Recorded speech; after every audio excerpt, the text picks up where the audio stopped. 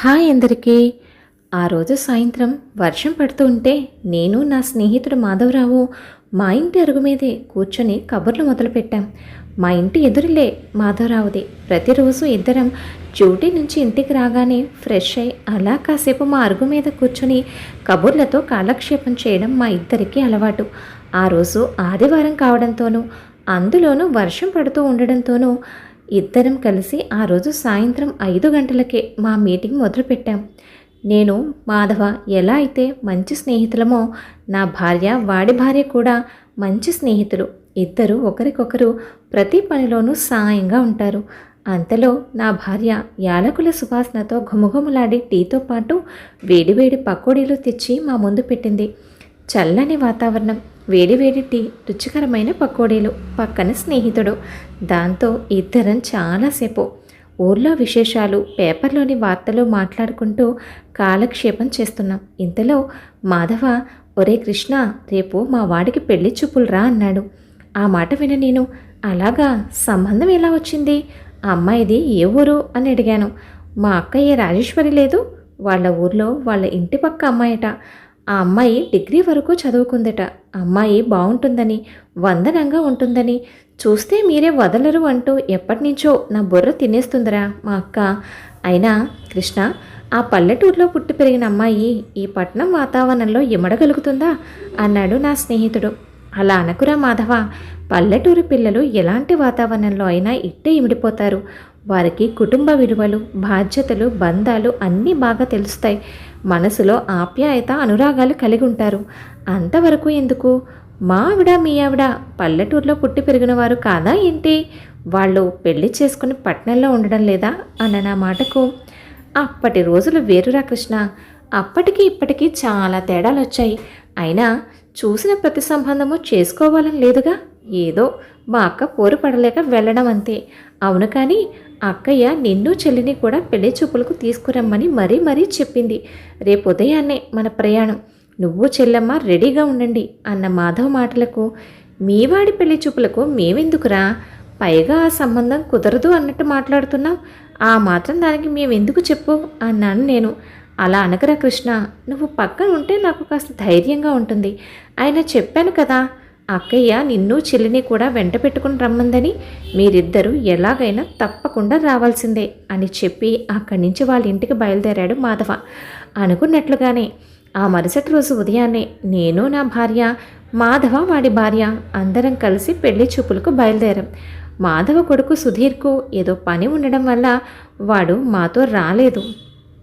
మొత్తానికి 3 గంటల ప్రయాణం తర్వాత మేము వెళ్లాల్సిన ఊరు చేరుకున్నాం. దారంతా పచ్చని పొలాలతో ఎంతో ఆహ్లాదంగా ఉంది. అప్పటి వరకు పట్టణంలోని రణగుణ ధ్వనుల మధ్య నుంచి ఒక్కసారి ప్రశాంత వాతావరణంలోకి వెళ్ళడం ఎంతో ప్రశాంతతను ఇచ్చింది మనసుకు. కారు పెళ్లివారి గుమ్మల్లో ఆగడంతోనే పెళ్లివారితో పాటు రాజేశ్వరి అక్కయ్య కూడా వచ్చి మమ్మల్ని పలకరించి కాళ్ళు కడుక్కోవడానికి నీళ్ళిచ్చి మమ్మల్ని సాదరంగా లోపలికి ఆహ్వానించారు. లోపలికి వెళుతున్న నన్ను గుమ్మం ముందు మాకు స్వాగతం పలుకుతున్నట్లుగా ఉన్న అందమైన ముగ్గు ఆకర్షించింది. అమ్మాయి తండ్రి ఆ ఊర్లోనే మంచి పేరున్న రైతట. ఆయన మాట్లాడుతున్నంతసేపు ఎంతో స్వచ్ఛంగా అనిపించాయి ఆయన మాటలు.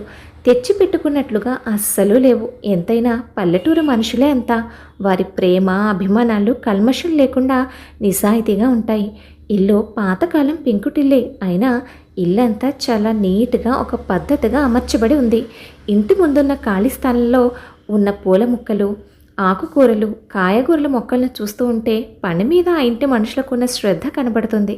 మా వాడు, అదే మాధవ, అమ్మాయి తండ్రితో మాట్లాడుతున్నప్పుడు వాడి మొహంలో చేదరింపు చూస్తేనే నాకు అర్థమైపోయింది ఈ సంబంధం వాడికి అస్సలు నచ్చలేదు అని. వాడిక్కడకు రావడమే ఈ పల్లెటూరు సంబంధం నాకు నచ్చదు అంటూనే వచ్చాడు. ఏదో రాజేశ్వరి యొక్క మాట మీద ఇక్కడికి వచ్చినా ఇప్పుడు వాడి మొహం చూస్తూ ఉంటే ఈ సంబంధం కుదరదని నాకు అనిపిస్తుంది. ఇంతలో అమ్మాయిని తీసుకొచ్చి మా ముందు కూర్చోబెట్టారు. అమ్మాయి కుందనపు బొమ్మలాగా ఉంది. మహాలక్ష్మిలాగా ఇలాంటి అమ్మాయి ఇంట్లో తిరుగుతూ ఉంటే ఆ ఇంటి కలే వేరు. ఆ అమ్మాయి పేరు అమృత. నాకైతే ఇలాంటి అమ్మాయి నా ఇంటి కోడలుగా వస్తే బాగుండు అనిపించింది. పెళ్లి చూపుల కార్యక్రమం పూర్తయిన తర్వాత మేమంతా కలిసి రాజేశ్వరి అక్క ఇంటికి వెళ్ళాం. అక్క మాధవ్ని అడిగింది, ఒరే తమ్ముడు, అమ్మాయి ఎలా ఉందిరా, నచ్చిందా అని. ఆ ప్రశ్నకు మాధవ, అమ్మాయి సంగతి పక్కన పెడితే ముందు ఆ పెళ్లి కూతురు తండ్రిని చూసావా అసలు, ఎలా ఉన్నాడో, నల్లగా లావుగా తుమ్మమొద్దులాగా. ఈ సంబంధం చేసుకుంటే రేపొద్దున్న అతని నా వియ్యంకుడు అని చెప్పి అందరికీ ఎలా పరిచయం చేస్తానక్క, నా వల్ల కాదు అన్నాడు మాధవ. మాధవ మాటలకు కోపం వచ్చిన రాజేశ్వరి అక్కయ్య, నోరు ముయ్యరా, అయినా నాకు తెలియక అడుగుతున్నాను, నీ కొడుకు కాపురం చేసేది అమ్మాయితోనా లేకపోతే అమ్మాయి తండ్రితోనా? పిల్ల తండ్రి ఎలా ఉంటే నీకేంట్రా, పిల్ల తల్లి పోలిక మీరే చూశారుగా. ఆ అమ్మాయి అన్ని విధాలుగా బాగుంటుంది కాబట్టే ఆ అమ్మాయి వేరే ఏదో సంబంధం చేసుకుని వెళ్ళడం కన్నా మన సుధీర్కి చేసుకుంటే అన్ని విధాలుగా రెండు వైపుల వారికి బాగుంటుంది అని ఈ సంబంధం గురించి నేను ఎప్పటి నుంచో పోరాడుతున్నాను అంది.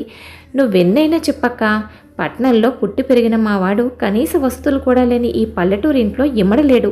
పెళ్లి పేరుతో ఈ పల్లెటూరు అమ్మాయిని వాడి మెడకి గుదిబండలాగా నేను కట్టలేను. ఈ సంబంధం మాకొద్దు అని తేల్చి చెప్పేశాడు మాధవ. మాధవ అన్న మాటలకు కోపం ఆగని రాజేశ్వరక్క అందుకుంది, నాకు తెలియక అడుగుతున్నానరా తమ్ముడు, నీ కొడుకు కాపురం చేసేది అమ్మాయితోనా అమ్మాయి తండ్రితోనా? బంగారం లాంటి పిల్లని చూపిస్తే ఇలా అంటావా? నువ్వు ఏం వద్దు అనుకుంటున్నావో నీకిప్పుడు అర్థం కాదు, ముందు ముందు అర్థమైనా ఉపయోగం ఉండదు. పెద్దదాన్ని, ఎన్నో కుటుంబాలను చూసిన అనుభవంతో చెప్తున్నాను అంది. ఆ అక్కయ్య ఎంత చెప్పినా మాధవ్ మాత్రం తనకు పట్టిన కుందేలుకి మూడే కాళ్ళు అన్నట్టు పల్లెటూరు అమ్మాయి కోడలుగా వద్దు అనే మాట మీదే ఉన్నాడు. అందరం తిరిగి ఇంటికి వచ్చేసాం. ఇంటికి వచ్చి 4 రోజులు గడిచినా నా కళ్ళ ముందు ఆ అమ్మాయే మెదులుతుంది. మర్చిపోలేకపోతున్నాను. ఆ అమ్మాయినే కాదు, వాళ్ళ అమ్మా నాన్నలు, వాళ్ళ పద్ధతి, సంస్కారం, అభిమానం. ఆ అమ్మాయిని నా కొడుకు ఆకాష్కి చేసుకుంటే అన్న ఆలోచన నా మనసులో మెదిలింది. ఆ ఆలోచన నాకెంతో నచ్చింది. వెంటనే ఆ విషయం నా భార్యతోనూ నా కొడుకు ఆకాష్తోనూ చెప్పేశాను. నా భార్య అప్పటికే అమ్మాయిని చూడడం వల్ల మంచి ఆలోచన అంది. మా వాడు ఆ అమ్మకి మీకు ఎలా నచ్చితే అలా చేయండి నాన్న అన్నాడు. నా ఆలోచనను వెంటనే మాధవతో చెప్పాను. మాధవ, బాగా ఆలోచించుకుని నిర్ణయం తీసుకోరా కృష్ణ, తొందరపడుతున్నావేమో అన్నాడు. నేను నా నిర్ణయాన్ని ఖచ్చితంగా చెప్పాను. మాధవ రాజేశ్వరి అక్కకు ఫోన్ చేసి విషయం చెప్పాడు. అక్కయ్య చాలా సంతోషించింది. మంచి నిర్ణయం తీసుకున్నావు కృష్ణ అంది. ఆడపిల్లవారు కూడా మా సంబంధానికి ఒప్పుకున్నారు. అమృత ఆకాష్ల పెళ్ళి ఆ పల్లెటూరులోనే సంప్రదాయబద్ధంగా బంధువుల స్నేహితుల సమక్షంలో వారి దీవెనలతో వైభవంగా జరిగింది. కొత్త కోడలుగా అమృత మా ఇంట్లో అడుగుపెట్టింది. నవదంపతులిద్దరూ చాలా అన్యోన్యంగా, సంతోషంగా, చిలక గోరింకల్లాగా ఉన్నారు. మా మనసుకు అంతకన్నా ఇంకేం కావాలి? మా వాడితో సెలవు పెట్టించి ఓ 15 రోజులు వారికి నచ్చిన ప్రదేశాలకు వెళ్ళి రమ్మని పంపించాను. అలా ఇద్దరు సరదాగా వారికి నచ్చిన ప్రదేశాలకు వెళ్ళొచ్చారు. నా సెలక్షన్ తప్పు కాదని అమృత కొద్ది రోజుల్లోనే నిరూపించింది. మా వాడిని చాలా ప్రేమగా చూసుకుంటుంది. అత్తమ్మ అత్తమ్మ అంటూ నా భార్య వెనకాలే తిరుగుతూ ఉంటుంది. నాకు కూతురు లేని లోటు తీర్చింది. మా వాడు ఆఫీస్ పని మీద ఓ 1 రోజులు వేరే ఊరు వెళ్లాల్సి వచ్చి అమృతను వాళ్ళ పుట్టింటికి వెళ్ళి రమ్మన్నాడు. దానికి అమృత, నేను ఇక్కడే ఉంటానండి, మీరు లేకపోయి నేను వెళ్ళిపోతే అత్తయ్య వాళ్ళిద్దరే ఉంటారు, మీరు ఊరి నుంచి వచ్చాక మనం ఇద్దరం మా ఇంటికి వెళ్ళొద్దాం అంది. ఆ మాట నా మనసుకు చాలా హాయినిచ్చింది. మా సంగతి ఇలా ఉండగా మరోవైపు మాధవ కొడుకు కూడా పెళ్లి కుదిరింది. సుధీర్ బుద్ధి, అందం, ఉద్యోగం చూసి ఈ ఊర్లోనే ఓ ధనవంతుల సంబంధం కోరి వచ్చింది. వాళ్ళకి ఒక్కతే అమ్మాయి, బియ్యంకుడు బిజినెస్ మ్యాన్ అనకూడదు కానీ వచ్చిన ఆ సంబంధాన్ని చూసుకుని మాధవ ఎక్కడ భూమి మీద నిలబడటం లేదు. ఒక పెద్ద ఫంక్షన్ హాల్లో పెళ్ళి గ్రాండ్గా చేశారు. సుధీర్ ఇంట్లో కాలు తీసి కారులో పెట్టడం, కారులో కాలు తీసి ఆఫీస్లో పెట్టడం, అలా ఉంది పరిస్థితి. పెళ్ళైన తర్వాత సుధీర్ పూర్తిగా అత్తారింటికే పరిమితమయ్యాడు.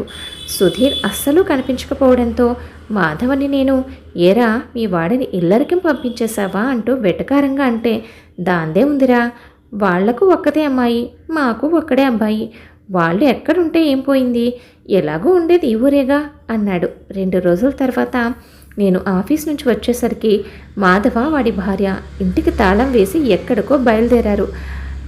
చెల్లెమ్మ చూడ్డానికి నీరసంగా కనిపించింది. మాధవ నా దగ్గరకు వచ్చి, మీ చెల్లెలు కొడుకు మీద బెంగ పెట్టుకుందిరా, ఒళ్ళు కూడా కొంచెం వేడెక్కింది, సుధీర్కి ఫోన్ చేస్తే ఫోన్ తీయడం లేదు, మేమే ఒకసారి చూసొద్దామని బయలుదేరాం అన్నాడు. నిజమే పరి, కన్న తల్లికి బిడ్డ మీద ఆ మాత్రం మమకారం ఉంటుందిగా. అలా వెళ్ళిన వాళ్ళు వెళ్ళినట్టే మొహాలు వేలాడేసుకుని గోడకు కొట్టిన బంతుల్లాగా 1 గంటలో తిరిగి వచ్చేశారు. అది చూసిన నేను వెళ్ళి, ఏమైందిరా అప్పుడే వచ్చేశారు అని అడిగితే, ఏం చెప్పమంటావురా, మేము వెళ్ళేసరికి అక్కడ మా కోడలు బర్త్డే పార్టీ జరుగుతుంది. మా వాడు ఆ పార్టీలో మామగారితో కలిసి చాలా బిజీగా ఉన్నాడు. కనీసం మర్యాదకైనా మమ్మల్ని ఆ పార్టీకి పిలవాలని అనిపించలేదురా వాళ్ళకి. అప్పుడు అర్థమైంది నాకు, నేను మీ వియ్యంకుడిని చూసి అసహించుకున్నట్లు మా వియ్యంకుడు కూడా నన్ను చూసి అసహించుకుంటున్నాడని. అతని స్థాయికి హోదాకి నా కొడుకు సరిపోయాడు, కానీ నేను సరిపోలేదని ఇప్పుడు అర్థమైంది నాకు. ఎంతైనా నువ్వు అదృష్టవంతుడురా కృష్ణ.